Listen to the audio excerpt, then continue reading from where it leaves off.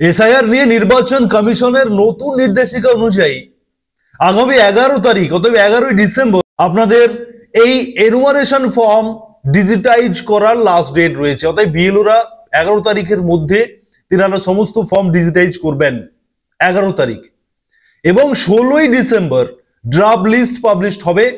যেই লিস্টের ওপর ভিত্তি করে আপনার হিয়ারিং, যেই লিস্টের ওপর ভিত্তি করে আপনার এনুমারেশন ফর্ম জমা হলো কিনা, যেই লিস্টের ওপর ভিত্তি করে আপনার ফাইনাল তালিকায় নাম উঠবে, যেই লিস্টের ওপর ভিত্তি করে আপনি আপনার অভিযোগ দায়ের করতে পারবেন। অতএব 16 তারিখ অত্যন্ত গুরুত্বপূর্ণ এই এসআইআর এর জন্য। অতএব আপনারা 16 তারিখে ড্রাফট লিস্ট পাবলিশড হওয়ার পরেই ঠিক একই দিন থেকে, অতএব এই 16 তারিখ থেকেই আপনাদের যারা যারা হিয়ারিং এর জন্য এলিজিবল হবেন, মানে হিয়ারিং এর জন্য যারা ডাক পাবেন, তাদের কিন্তু নোটিশ আসতে শুরু করবে। 16 তারিখ থেকে 7 ফেব্রুয়ারি পর্যন্ত চলবে এই শুনানি ও যাচাইকরণ প্রক্রিয়া, যেটাকে আমরা হিয়ারিং বলছি। এই হিয়ারিং পর্যায়ে কাদেরকে ডাকা হতে পারে এই মুহূর্তে সব থেকে বড় প্রশ্ন। অনেকেই আতঙ্কে ভয়ে রয়েছেন, কাদের ডাকা হবে, হিয়ারিং এ ডাকলে আপনাকে কোন কোন ডকুমেন্টস নিয়ে হিয়ারিং এ উপস্থিত হতে হবে, হিয়ারিং এ ডাকা মানেই কি আপনার নাম ভোটার তালিকা থেকে বাদ চলে যেতে পারে, এরকম একাধিক প্রশ্ন আপনারা করছেন, আপনাদের মনের মধ্যে চলছেও। অতএব এই ভিডিওর মাধ্যমে আমি আপনাদেরকে 5 ধরনের ভোটারদের 5 ধরনের সমস্যা যদি আপনাদের থাকে, 5টার মধ্যে যে কোনো একটি সমস্যা যদি আপনার থাকে, তাহলে আপনাকে হিয়ারিং এ ডাকা হতে পারে, ইয়ারও আপনাকে হিয়ারিং এ ডাকবে। প্রথমত, 2002 তালিকাতে যদি আপনার নাম না থাকে কিন্তু আপনার ব্লাড রিলেটিভ, রক্তের সম্পর্কযুক্ত নিজের বাবা মা ঠাকুরদা ঠাকুমা ছাড়া অন্য কোনো ব্লাড রিলেটিভ যদি আপনি দেখাতে চান, যদি থাকে, তাহলে আপনাকে এই হিয়ারিং এ ডাকা হতে পারে।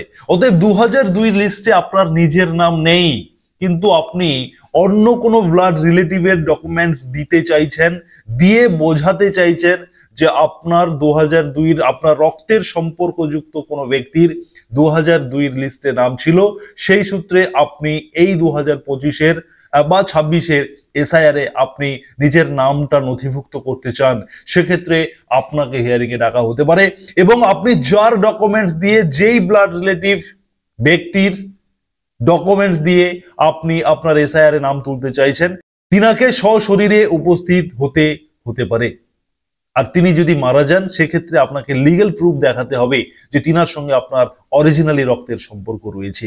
2 নম্বরে, 2002 লিস্টে নিজের নাম নেই এবং পরিবারের কারোর নাম নেই, কোনো ব্লাড রিলেটিভের নাম নেই 2002 লিস্টে, কিন্তু আপনি এনুমারেশন ফর্ম পূরণ করেছেন, ভিএলও কে সাবমিট করেছেন বা অনলাইন সাবমিট করেছেন, সেক্ষেত্রে আপনাকে অবশ্যই হিয়ারিং এ ডাকা হবে।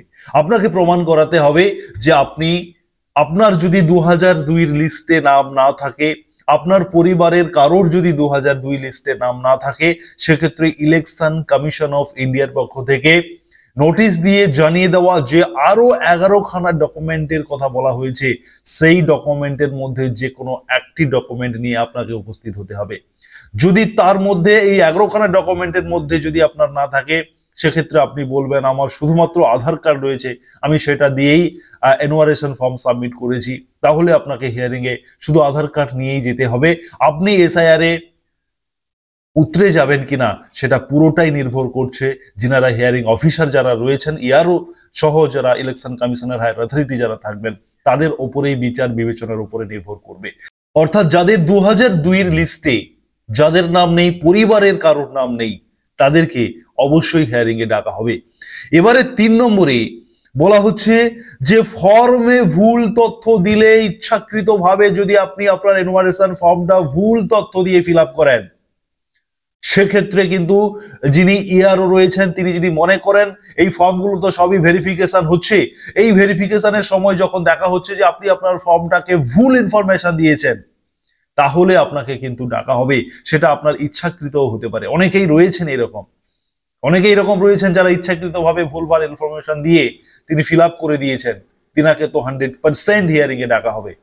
4 নম্বরে, ফর্ম ভুল পূরণ করলে, আমি এটা বলতে চাইছি যে এটা আপনার অনিচ্ছাকৃত ভাবে যদি আপনারা ফর্ম পূরণ করতে গিয়ে কাটাকুটি করে ভুল ভ্রান্তি করে ফেলেন এবং সেটা যদি ইআরওর কাছে পৌঁছায় এবং সেটা যদি তিনার মনে হয় যে এই ফর্ম এত ভুলভাল কেন, আপনাকে ডাকা হতে পারে আপনার কাছ থেকে তথ্য যাচাই করার জন্য যে এই ফর্মটা এত ভুল কেন আপনি করেছেন।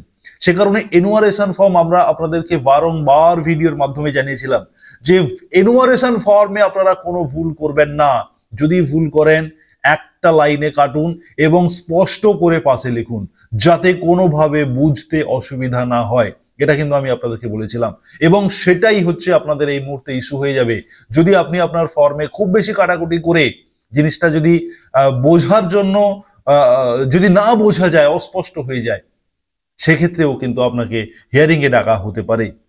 এবং 5 নম্বর পয়েন্টে, যারা এনুমারেশন ফর্ম পূরণ করেছেন, যাদের নিজের 2002 লিস্টে নাম নেই, বাবার নাম নেই, ঠাকুরদা ঠাকুমার নাম নেই, মামা বাড়ির দাদু ঠাকুমার নেই, নিজের ব্লাড রিলেটিভ কোনো কারোর নেই, কিন্তু আপনার ওই 12টি যে ডকুমেন্টসের কথা বলা হয়েছে ইলেকশন কমিশনের, সেই ডকুমেন্টসের মধ্যে যে কোনো একটি ডকুমেন্টস আপনাকে নিয়ে উপস্থিত হতে হবে হিয়ারিং এ এবং আপনাকে ডাকা হতে পারে। আমি এখানে 12টি ডকুমেন্টস এই কারণে বললাম, ইনক্লুডিং আধার কার্ড রয়েছে, তবে আধার কার্ড দিয়ে পুরোটাই আপনি করতে পারবেন না, আধার কার্ড একটি আইডেন্টি প্রুফ হিসেবে ব্যবহার করতে পারবেন এমনটাই বলা রয়েছে। সেই কারণে 12টি ডকুমেন্টের মধ্যে আধারটা ঢোকালাম, কিন্তু শুধু আধার দিয়ে যে সবটা হয়ে যাবে এমনটা কিন্তু নয়, এমনটা কিন্তু ইলেকশন কমিশন বলেনি যে শুধু আধার কার্ড থাকলেই আপনি এসআইআর এ আপনার প্রসেস হয়ে যাবে বা আপনি এসআইআর এ উতরে যেতে পারবেন, এমনটা কিন্তু নয়। সে কারণে আমি 12টি ডকুমেন্টস বললাম, অ্যাকচুয়ালি 11টি ডকুমেন্টস। অতএব যারা হিয়ারিং এ যাওয়ার জন্য আপনারা অনেকেই ভাবছেন যে আমার নোটিশ এলে আমি যাব, যারা মোটামুটি বুঝে গেছেন যে আপনাকে হিয়ারিং এ ডাকা হতে পারে, যে 5টি পয়েন্ট আমি বললাম এই 5টি পয়েন্টের মধ্যে যদি আপনি থেকে থাকেন তাহলে আপনি রেডি থাকুন। আপনাকে হিয়ারিং এ ডাকার সম্ভাবনা কিন্তু প্রবল রয়েছে। যদি না ডাকা হয়, যদি না ডেকে আপনাকে হিয়ারিং এ না ডেকে যদি আপনার ফাইনাল লিস্টে নাম উঠে যায় তাহলে তো সেটা অত্যন্ত ভালো খবর। কিন্তু যদি এই 5টি সমস্যা আপনার থেকে থাকে, যে 5টি পয়েন্ট নিয়ে আলোচনা করলাম, তাহলে কিন্তু আপনাকে ডকুমেন্টস নিয়ে রেডি থাকতে হবে।